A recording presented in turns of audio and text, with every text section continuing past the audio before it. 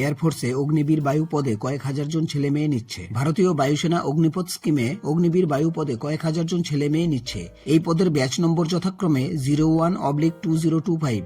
কারা কোন পদের জন্য যোগ্য আসুন জেনে নেওয়া যাক। সায়েন্স শাখার জন্য অঙ্ক, ফিজিক্স ও ইংরেজি অন্যতম বিষয় হিসাবে নিয়ে উচ্চ মাধ্যমিক পাস ছেলে মেয়েরা মোট অন্তত 50% নম্বর আর ইংরেজি বিষয়ে অন্তত 50% নম্বর পেয়ে থাকলে আবেদন করতে পারেন। পলিটেকনিক বা স্বীকৃত ইনস্টিটিউট থেকে mechanical, electrical, electronics, automobile, computer science, instrumentation technology, information টেকনোলজির 3 বছরের ডিপ্লোমা কোর্স পাসরা মোট অন্তত 50% নম্বর পেয়ে থাকলে আবেদন করতে পারেন। তবে তাদের বেলায় মাধ্যমিক, উচ্চ মাধ্যমিক, ডিপ্লোমা কোর্সে ইংরেজিতে অন্তত 50% নম্বর পেয়ে থাকতে হবে।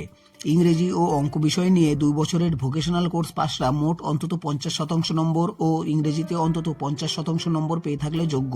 সায়েন্স ছাড়া অন্য শাখার প্রার্থীদের জন্য যে কোনো শাখায় উচ্চ মাধ্যমিক পাস ছেলে মেয়েরা মোট অন্তত 50% নম্বর আর ইংরেজি বিষয়ে মোট অন্তত 50% নম্বর পেয়ে থাকলে আবেদন করতে পারেন। ইংরেজি বিষয় নিয়ে ভোকেশনাল কোর্স পাসরা মোট অন্তত 50% ও ইংরেজিতে অন্তত 50% নম্বর পেয়ে থাকলে যোগ্য। সব ক্ষেত্রে জন্ম তারিখ হতে হবে 2/1/2004 থেকে 2/7/2007 মধ্যে।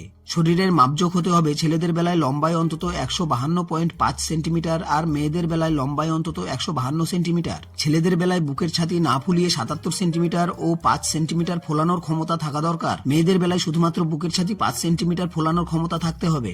ওজন হতে হবে উচ্চতা ও বয়সের সঙ্গে সামঞ্জস্যপূর্ণ।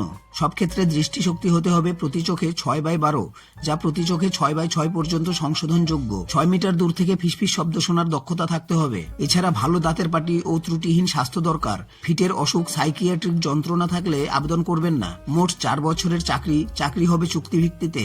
শুরুতে 6 মাসের ট্রেনিং চলার সময় স্টাইপেন্ড পাবেন। প্রথম বছর মাইনে পাবেন মাসে 30,000 টাকা, এর মধ্যে হাতে পাবেন 21,000 টাকা।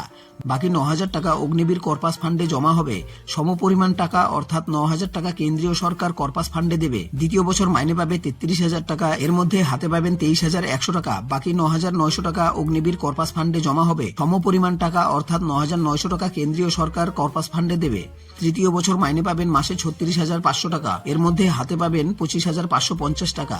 বাকি 10,950 টাকা অগ্নিবীর কর্পাস ফান্ডে জমা হবে।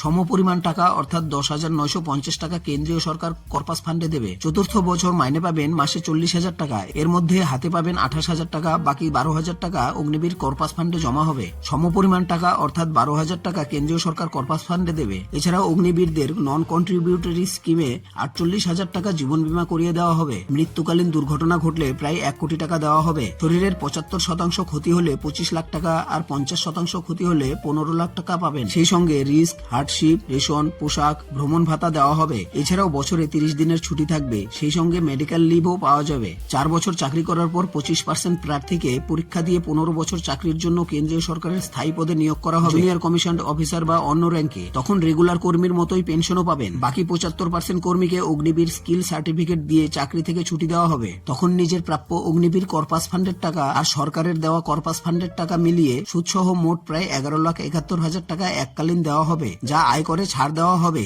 এই প্যাকেজের নাম হবে সেবানিধি।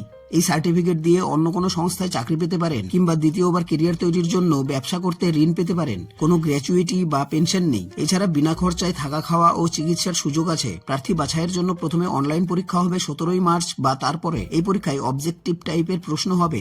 সায়েন্স ব্যাকগ্রাউন্ডের প্রার্থীদের বেলায় 60 মিনিটের পরীক্ষায় প্রশ্ন হবে এইসব বিষয়ে: ইংরেজি, ফিজিক্স ও অঙ্ক। নন সায়েন্স প্রার্থীদের বেলায় 45 মিনিটের প্রশ্ন হবে এইসব বিষয়ে: ইংরেজি, রিজনিং ও জেনারেল অ্যাওয়ারনেস। যারা দুটি ক্ষেত্রেই পরীক্ষা দেবেন তাদের বেলায় 85 নম্বরের পরীক্ষা হবে এইসব বিষয়ে: ইংরেজি, ফিজিক্স ও অঙ্ক, রিজনিং ও জেনারেল অ্যাওয়ারনেস। প্রতিটি প্রশ্নে থাকবে 1 নম্বর। নেগেটিভ মার্কিং আছে। প্রতিটি প্রশ্নের ভুল উত্তরের জন্য প্রাপ্ত নম্বর থেকে 0.25 নম্বর কাটা হবে। প্রতিটি পেপারে যারা কোয়ালিফাইং করবে তাদের সেদিন বা তার পরের দিন শারীরিক সক্ষমতার পরীক্ষা হবে।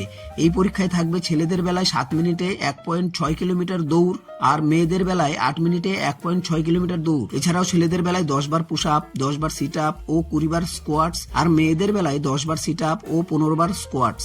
ওই দিন খেলার সরঞ্জাম, HB পেন্সিল, ইরেজার, শার্পনার, আঠা, স্ট্যাপলার, কালো বা নীল কালির বল পয়েন্ট পেন নিয়ে যাবেন। সফল হলে অ্যাডাপ্টিবিলিটি টেস্ট 1 ও অ্যাডাপ্টিবিলিটি টেস্ট 2 হবে। তারপর গ্রুপ বা ট্রেড টেস্ট আর মেডিকেল টেস্ট। লিখিত পরীক্ষা দিতে যাওয়ার দিন কান ও দাঁত পরিষ্কার করে যাবেন। মোট 2 থেকে 3 দিনের পরীক্ষা দেওয়ার মানসিকতা নিয়ে যাবেন। থাকার ব্যবস্থা প্রার্থীরই। সব পরীক্ষায় পাওয়া নম্বর দেখে সর্বভারতীয় ভিত্তিতে পরীক্ষার্থীদের চূড়ান্ত তালিকা প্রকাশ করা হবে এয়ারম্যান সিলেকশন সেন্টারে আগামী বছর 11 নভেম্বর। এছাড়াও জেলা শাসকের অফিসে ও এই ওয়েবসাইটে সফলদের তালিকা পাবেন www.indiaairforce.nic.in। দরখাস্ত করবেন অনলাইনে 17 জানুয়ারি থেকে 6 ফেব্রুয়ারির মধ্যে। এই ওয়েবসাইটে https://ognipodvayu.cdac.in এই জন্য বৈধ একটি ইমেল আইডি থাকতে হবে। এছাড়াও এইসব প্রমাণপত্র স্ক্যান করে নেবেন। পাসপোর্ট মাপের রঙিন ফটো 10 থেকে 50 কেবির মধ্যে। ফটো তোলার সময় বুকের কাছে কালো স্লেটে নাম ও জন্ম তারিখ লিখবেন। বুড়ো আঙ্গুলের ছাপ অর্থাৎ লেফট থাম ইমপ্রেশন 10 থেকে 50 কেবির মধ্যে স্ক্যান করে নেবেন। সিগনেচার 10 থেকে 50 কেবির মধ্যে। 18 বছরের নিচে হলে পিতামাতা বা অভিভাবকের সই। বয়স ও শিক্ষাগত যোগ্যতার মার্কশিট। প্রথমে ওই ওয়েবসাইটে গিয়ে যাবতীয় তথ্য দিয়ে সাবমিট করলেই নাম রেজিস্ট্রেশন হয়ে যাবে।